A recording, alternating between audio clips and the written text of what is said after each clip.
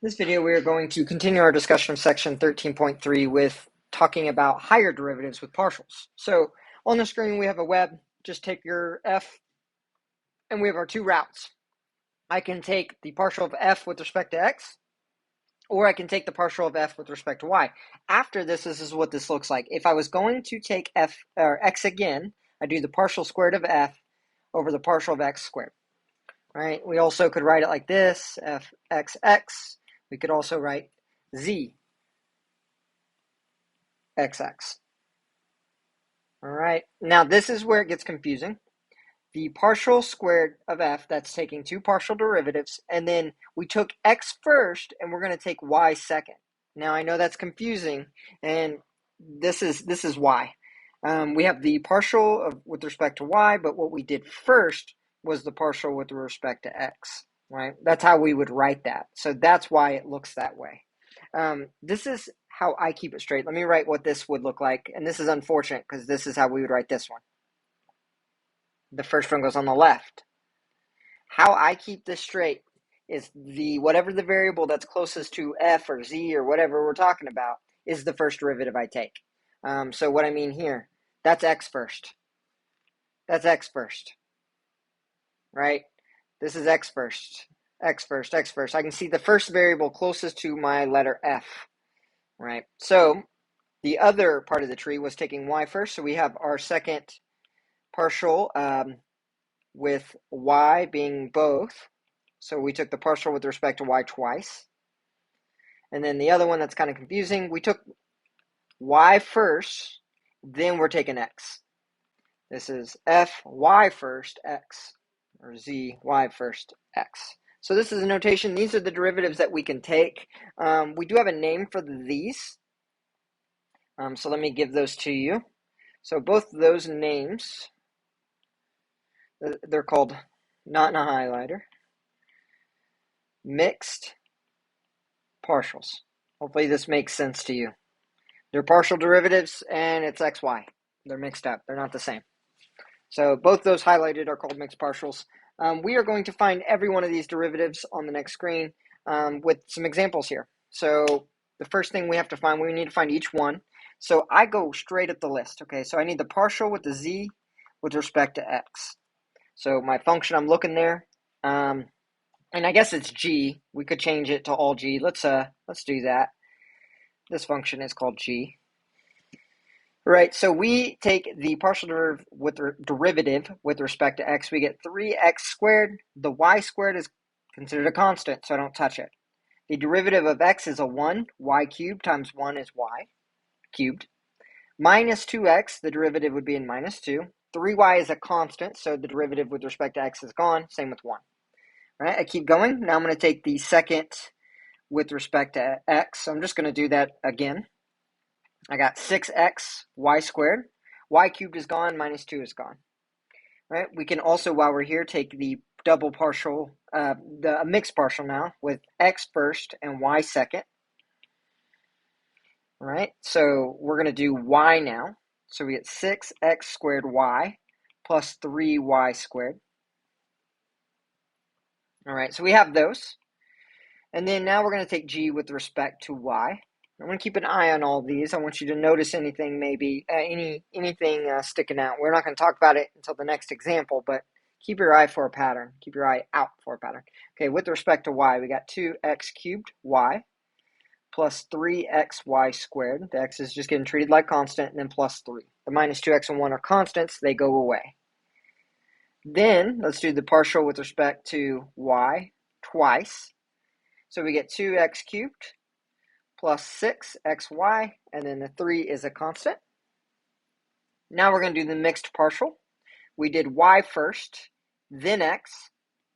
So 6x squared y plus 3y squared, and then the 3 is gone. Okay, we have found them all. It's really not that big of a deal. It just really takes getting used to thinking this way, of letting x go away and y going away, and understanding when there's a product rule and not. All right, let's get some more of these mixed partials under our belt. We're going to find these two mixed partials and take a look at them. So f of x, let's do that first. So that gets me sine squared y, because that's a constant, times x, gets me the constant, plus, okay, and then I do have a x in the cosine there, so I get negative y squared is still there, but now it's a sine. The y squared isn't touched because we were doing it with respect to x, right? Let's do respect to x and then y. So the 2 comes down, I get sine y, this is a chain rule, times cosine y. With respect to y, I get 2y, sine x is a constant. Hope that's okay. Take f with respect to y. Okay, the x is still there, but I have that sine squared y. That gives me a chain rule, so I got 2x sine y to the first, and then times cosine for the chain rule. And then with respect to y here, I got 2y cosine x. And they want us now to do the mixed partial yx. So now everything with x, so I got 2 sine y cosine y. With respect to x here, okay, I'm going to get a negative 2y sine x. I want you to notice something here. If you haven't already, check this out and this one out. They're the same answer, right? The mixed partial, regardless of which route I took, x or y first, I got the same answer. Let's go back up and look at this one too. If you look at the mixed partials here, this is the first mixed partial. Here is the second mixed partial. They're the same. This is always the case as long as our functions are continuous.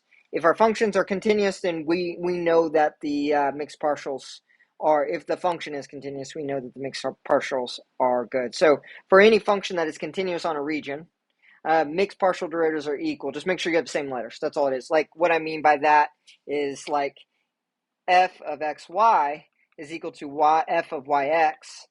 G of x, z, y, we can even do 3, is the same thing as g, x, y, z, given g is continuous, but this is not the same thing as g, x, y, x, because I have 2 x's and a y rather than x, y, z.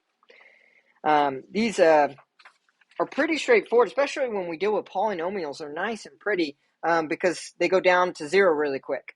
Let's find all of these partials, and it looks like a whole lot of work, but really it's not too bad. I just do them in order. Okay, f with respect to x. Okay, I got 2x y cubed. There's no x in that second one, so it's gone. And we don't have to, and maybe you're like, oh, why don't we do the product rule here? And that's because the z is a variable we're plugging in. It's not f. F is going to be some kind of w, right? It's not z. Earlier, it was like an f of x, y, meaning this was z, right? This is not the case here. W is my f, if I wanted to call it, or I call it whatever I want, but it's not the z that's in the equation, so I don't have to do a product rule. Okay, so that was partial with respect to x. Now we're going to do the mixed partial xy. So we get 6xy squared. And then they want us to do x, y, and z. I get a 0. All right, let's do the mixed partial with respect to y. I'm going to highlight that because the ones we're finding. All right, so I have that one. So the mixed partial with y, I get 3x squared y squared minus 2yz cubed.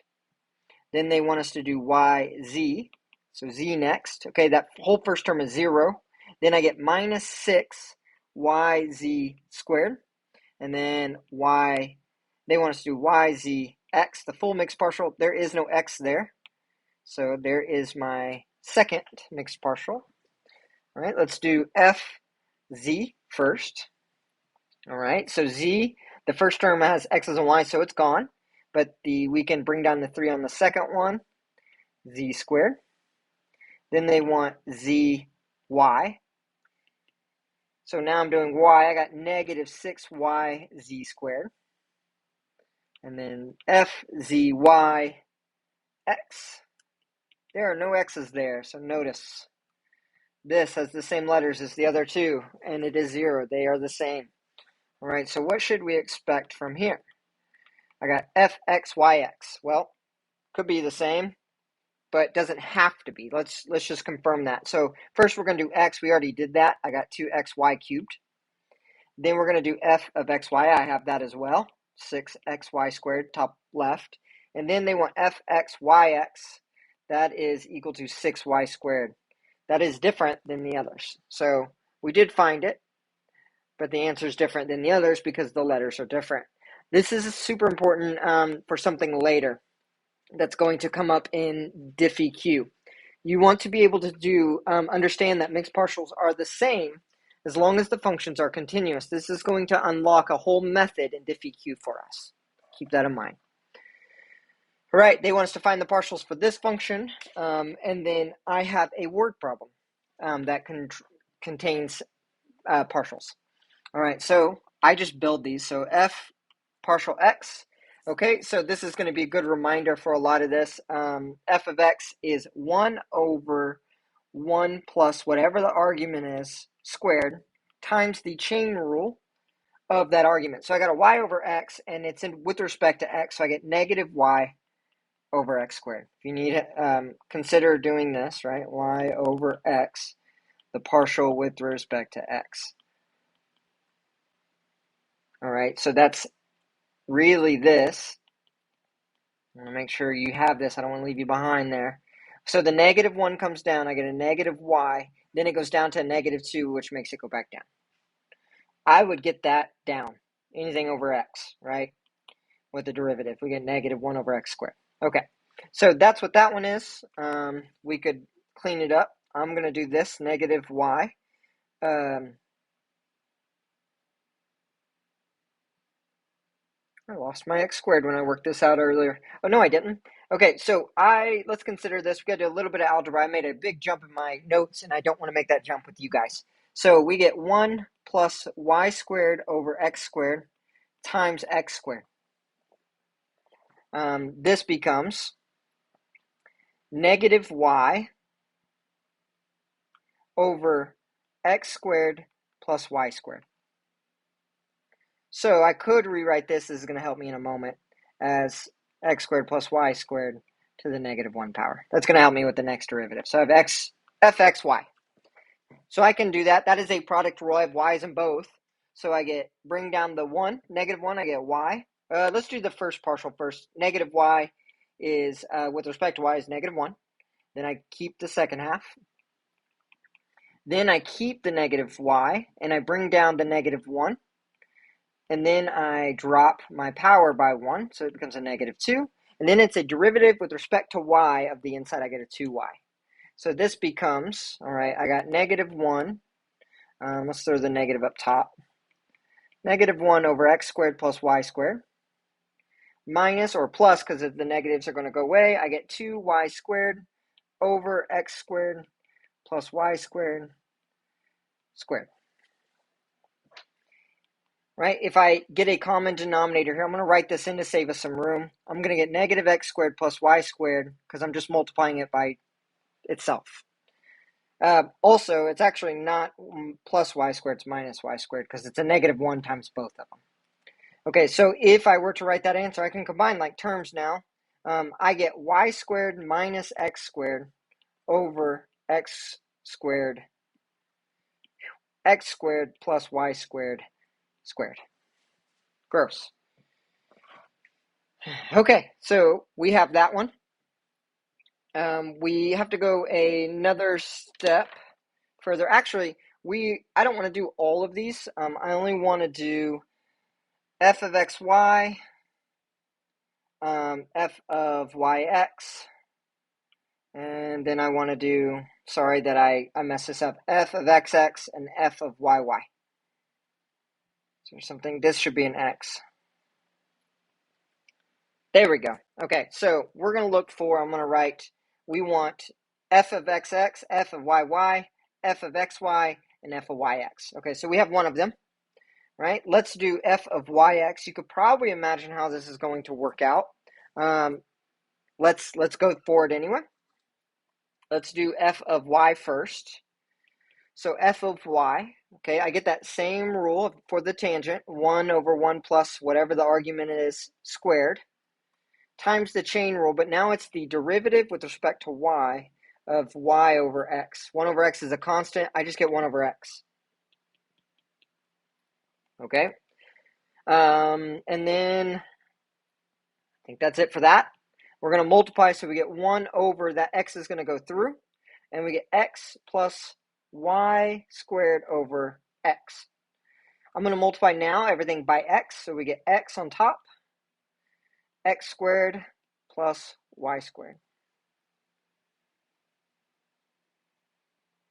Okay, now we're going to take the partial of that with respect to x.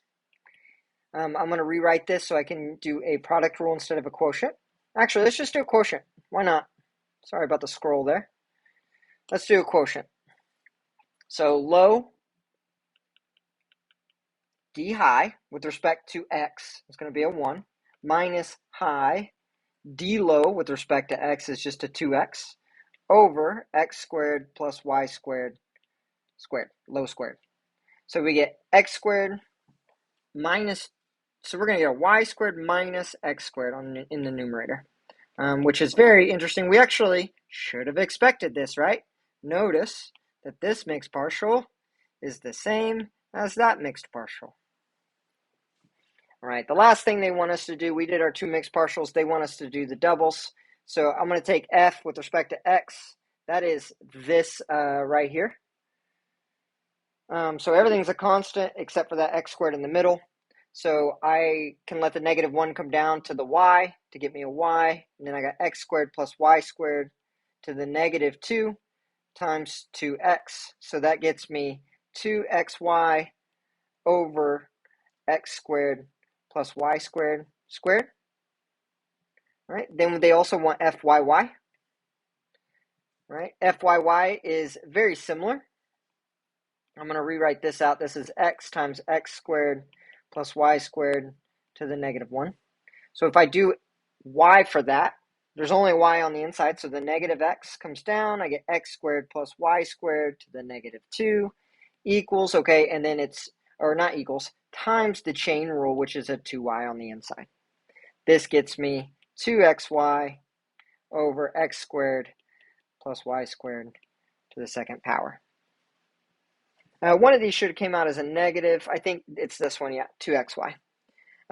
These two things, when this happens, I'm going to make this note for you guys, those of you guys going forward with engineering.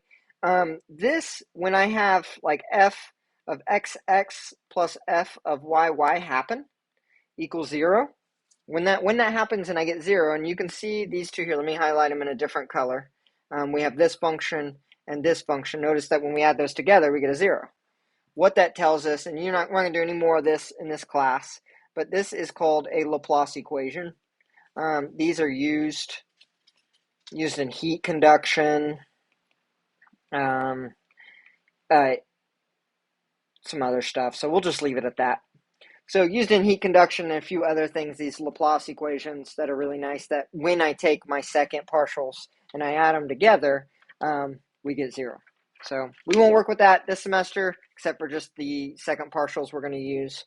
Let's do a word problem for this. This is a very interesting problem I stole from a professor online. A lot of these problems I'm stealing from other professors that I've watched that I enjoy. So if you go and watch videos and you start noticing some of the layouts being the same, you probably have found there's one person I steal a lot from. They're really good. Okay, so the surface area of a human. We're talking about literally how much skin is on a human. Somebody modeled this, right? And it's modeled by that equation. Notice the equation has two variables. It's a function of weight and height. That when I plug in a weight and a height of somebody, I can tell you how much surface area they have skin-wise. So we want to know what grows skin faster for a person who weighs 70 kilograms and a height of 180 centimeters, weight or height. So what we're asking is, do we get more skin added on, stretched, right? Our skin's going to get stretched. Do we get more skin stretched if we gain weight? Or do we get more skin, right? More surface area if we get more height, right? Get taller or shorter. So how we can figure that out is we can take the partial of this s, right? This with respect to each variable. So with respect to 0, these are just power rules. And they're gross, yes, but that's because nothing in real life are great pretty numbers. So that comes down 0.425 times W, and then we do 0.425 minus 1. That's the power rule. That's just W, so I leave H alone. We can also find the surface area of our skin, or this person's skin. general skin right now, when their height changes, and we just take the derivative of the h there and treat w constant. So I get this same number, except for now 0.725 comes down, the weight stays the same, then h is going to be a 0.725 minus 1. Okay, so they want to know for this specific person, so I'm going to show you some notation if you haven't seen it. This is the partial of s with respect to w, and then I can just put the point that I'm plugging in right here. Weight is 70, height is 180 centimeters. When we plug this in, this is approximately 0.011 meters squared per kilogram. We also have the surface area when height is changing. And we want to know how much is that affected when we weigh that much and we're this tall. That works out to be 0.0076 meters squared per kilogram. So if we asked ourselves which one changes the surface area of our skin, or which one stretches our skin more, it would be if we gained weight rather than if we gained height. I don't know where this model came from or if it's accurate. It'd be an interesting one to look up. I think it's interesting that we can model the surface area of our skin.